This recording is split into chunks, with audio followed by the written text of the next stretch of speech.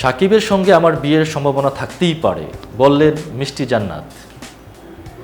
ডালিউডের superstar Shakib Khan doctor পাত্রীকে বিয়ে করছেন বলে সংবাদ চাউর হলে মিষ্টি জান্নাত ইঙ্গিত দেওয়ার চেষ্টা করলেন যে সাকিবের সেই পাত্রী তিনি। তবে গণমাধ্যমকে বিষয়টি নিয়ে আসলে মজা করেছেন বলে জানিয়েছেন মিষ্টি জান্নাত। এদিকে গণমাধ্যম অনুযায়ী সাকিবের সঙ্গে বিয়ের সম্ভাবনা রয়েছে কিনা এমন প্রশ্নের জবাবে মিষ্টি বলেন, কেন সাকিবের সঙ্গে আমার বিয়ের সম্ভাবনা থাকবে না? অবশ্যই থাকতে পারে বিয়ের সম্ভাবনা। অন্যদিকে মিষ্টি জান্নাতের চরিত্র নিয়েও নানা প্রশ্ন তুলেছেন অনেকে। একাধিক ব্যক্তির সঙ্গে প্রেমেরও গুঞ্জন ওঠে এই অভিনেত্রীকে নিয়ে। এইসব গুঞ্জনের খোলামেলা জবাব দিয়েছেন এই অভিনেত্রী। মিষ্টি জান্নাত বলেন, আমার সঙ্গে গিভ অ্যান্ড টেক করতে হলে সমপর্যায়ে আসতে হবে। সমপর্যায়ে তো নেই, 2 লাখ 5 লাখ টাকা দিয়ে আমার সঙ্গে থাকা যাবে না। এই ধরনের প্রস্তাব তো সবাই দেয়, শুধু কি মিডিয়াই দেওয়া হয় এমনটি নয়।